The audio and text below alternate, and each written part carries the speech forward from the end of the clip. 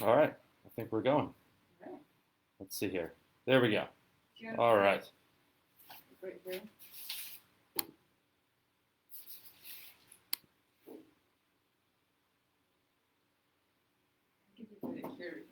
Yeah, let's try. We'll try sitting it down. This wasn't our intention. This is not the. This is like the scary office we work in terms of visuals.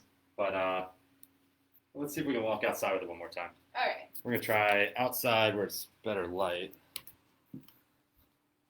It's kind of a little bleak there in the office. Let's try going outside where we have a better setup. I think it might have been the camera thing. All right, hold on. So everyone can just bear with us. It's our first time doing this. We tried to do a rehearsal. We thought we had it, but learning. Okay, here we go. Come outside a little bit nicer and brighter than the office.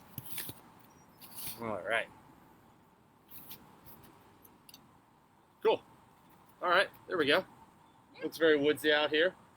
All right, we'll give people like just a few more seconds if they're gonna join us. Otherwise, we'll get going. What we're gonna try to do is we have a couple of questions in mind that we have on our list. So what we'll do is we're gonna try to repurpose this video for YouTube later. So we'll kind of do a quick intro in a second as if it's not a Facebook Live video, and then we'll go through our questions. And then at the end, what we'll do is if anyone has questions they want to type in, we'll address those at the end, say hi to everybody. But for the presentation part of it, we'll just pretend like it's just the two of us talking. So I don't want anybody to feel like we're ignoring them, but we'll definitely address everything at the end. So, okay, good? Yeah. All right, let's try being digital people. So this is our first and what we hope is a monthly segment of doing a mailbag of people's questions, whether it's gardening, soils, composting, farming, things like that. We get to travel in a lot of circles in the compost business.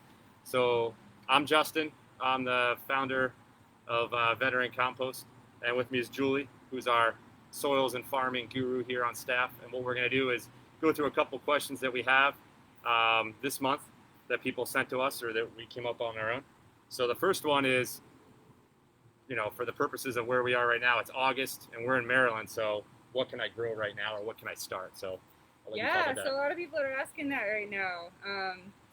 It's easy to get a little too hopeful with days to maturity and when fall frosts come, but there still are a lot of things that you can plant. So here in Aberdeen, we're in zone 9, and the frost date is late October, towards the end of October. So things that you can plant, that gives us a little over 60 days. But in the fall, when the sunlight hours are shorter, you want to give yourself a little bit of wiggle room. So things that you can definitely plant and that will do well are things like radishes, turnips, baby greens, some kind of lettuces and kales will do well. Things that are more borderline are beets. You might have missed the window for carrots already unless you're doing like really little quick baby carrots. And then other things that you probably missed are if you're looking for like the big full-size kale or collard leaves or cabbage or anything like that. But there still is a lot that you can plant. And actually, if you're in the cities tend to have like a heat zone around them because of all the paved surfaces, so you get an extra half a month there. If you're in DC, that kale just keeps going. Yeah, it never ends. Yeah, so it'll grow. If it's a lot of things that are frost tolerant, like kale, like I've had kale, I'm from Ohio, but I've had kale just keep on staying fresh all winter long. It doesn't grow a lot, but you can harvest it for a long time. Sure. Yeah. So another question we get this time of year is people start to think about their yard and their lawn and their grass, and it's when can I start doing my grass, or what can I do to get my yard looking better? So for where we are in kind of the mid-Atlantic with turf grass, and once again talking about Aberdeen versus other areas, if you're in DC or Northern Virginia, you have even more time to get ready because it stays warmer down there. But typically for cool weather grasses, we want the temperature to be around 60 or 75 degrees Fahrenheit, the air temperature, and that kind of leads to the soil temperatures we're looking for. So even though it's still warm here in August, you can start to get the yard ready. And so what you can do is you can begin to dethatch and rake out the thatch in your lawn, You can core aerate your lawn to reduce some of the soil pressure. You can also do some selective weeding if you have small areas or large areas to remove weeds from. And then as we get into those cooler times, typically September, that's when you can overseed your lawn. Generally with grass seed, you get what you pay for. However, I'm cheap, and last year I bought Kentucky 31 from Tractor Supply, the big 50-pound bag for about $110, and I overseeded my lawn. I had great results. And what the key was there, I think, was the prep work of dethatch, core aerating, and then I put between a 1/4 inch and a 1/2 inch of compost that I raked across the lawn and worked in with a leaf rake.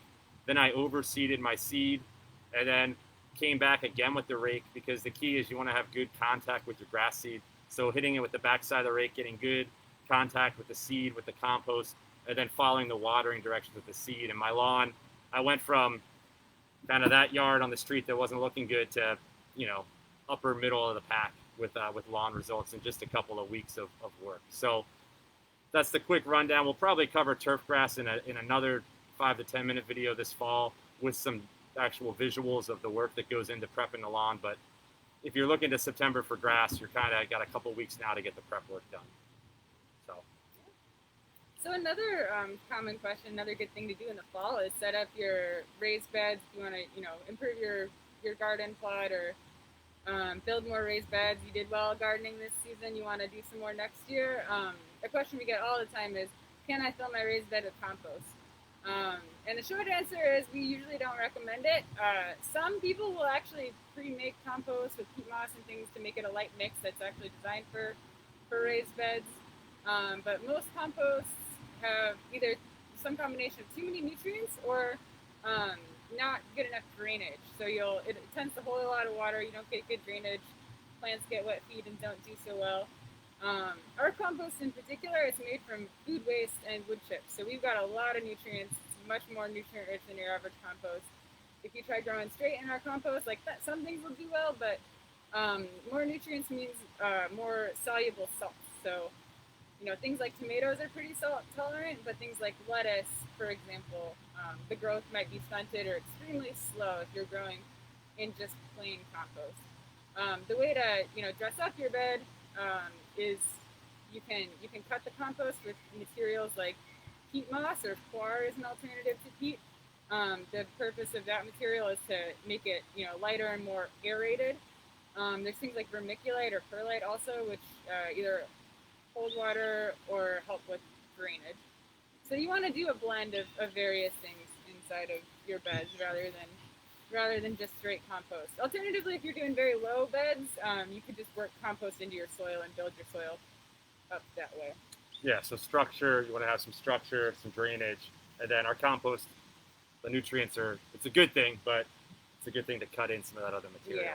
So, and then we'll work in one more question real quick is, we started doing biochar this year, and that was a project we've worked on for a while. And one question we get is, what is biochar and what is it good for? So I don't know if we want to touch on that real quick, or about just biochar in general, not trying to make it salesy on our end. So. Yeah. So, on top of the basics of having good structure and everything in your raised bed, like for example, we got our raised bed mix. It's a blend of peat, compost, and vermiculite. We're also working on higher end blends that have things like biochar. Is basically wood is a common feedstock, but it's burnt under anaerobic conditions. So you end up with a really high surface area material. It's kind of like the charcoal that you get at the bottom of a fireplace. And it's something that has been used in agriculture for a really long time. It goes back to what was called terra preta in South America. Just YouTube that. There's a YouTube rabbit hole to go down. There's all kinds of many true believers. Yeah. that you could talk about. But we used it. We were doing some initial trials, trying different mixes, growing tomatoes this year. And I was a little bit skeptical myself. People talk about miracle solutions and stuff, but our tomatoes amended with biochar are doing significantly better than the ones that aren't. So, our biochar, it's got biochar, and then we also add a little bit of fish emulsion to retain some of those nutrients. We also inoculate it with mycorrhizal fungi, which is a whole nother So whether you buy it from us or not, one thing to look at with biochar is whether it is been treated or not. So you want it to be charged, not uncharged. So uncharged biochar is just charcoal, and so it needs some nutrients and some microbial life to have the benefits that Julie talked about. So a lot of times you'll see people that put a nitrogen fertilizer in there, fish emulsion, different types of microbes. So if you buy it from someone, just make sure it's been charged, or you have a plan to charge it so that you get all the advantages of that structure and the porosity and the idea of it being a home for microbes and nutrients and things like that. So with that, that's our questions for the month. So great. All right, so now we'll pretend like we're not doing a video, and we'll dive into the comments. So shout out to Kim, I see there. So that's the lady for Square Foot Gardening. So very familiar with the Mal's mix. And are we? Oh, for what type of grasses? So you were going into the cool season, so you'd want things that are cool season grasses. They tend to do really well in the fall. I actually overseeded my lawn in the spring, trying to get out really early with cool season grasses. And I, at the time, was living in Virginia. It just got too warm too quickly, and so my fescue in the spring did not do as well as the fescue I planted last year in September. So I would look for cool season grasses. There's a lot of good information out there. From the seed manufacturers on their websites, and a couple of good YouTube channels you can find, or the extensions in each state also have turf grass experts. So if you really have some technical questions or just looking for general advice, then if you look at your local extension website, they have turf grass specialists that know that's all they do is help golf courses, landscapers, and homeowners with turf grass stuff. Okay, so let's see what we got here.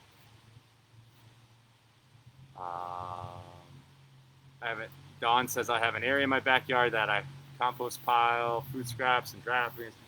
So we're talking about putting food scraps and rabbit droppings together.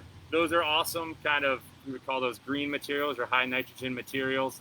I know that some people call rabbit manure the perfect manure, and they're true believers in the rabbit manure following. But just make sure you're mixing that with some sort of carbon. So if it's in your backyard and we're getting to the fall, it's a great time to use leaves.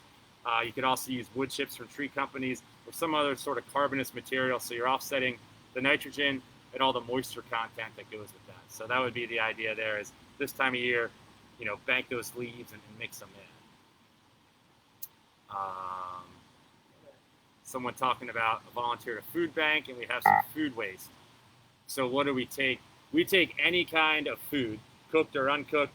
We take meat, dairy, bones. If you look at our Instagram today, there's a picture of a little over 2 tons of crabs that we got yesterday. We do a lot of seafood being here in Maryland. So anything that was food, we can take. The hot bar from Wegmans, a lot of their stuff ends up here as well, things that just don't make it. Now, keep in mind that in our piles, we're at 140 degrees Fahrenheit for at least 2 weeks, oftentimes longer. In your backyard, I would not recommend those materials necessarily, because cool temperatures, maybe 70, 80, 100 degrees, you're going to attract a lot of pests, and you may not have hot enough temperatures to get rid of any pathogens. So things like that might not be applicable in the backyard, but in our piles, we get nice and hot with our aeration system. So cool. All right. Yeah. Well, thanks everybody. Yeah, thanks for showing up. This was cool, and if you have questions for the future, let us know. You can always email us, info@veterancompost, even during the week or during the month, and we're happy to reply back and help you out with any kind of questions you might have. So with that, thanks.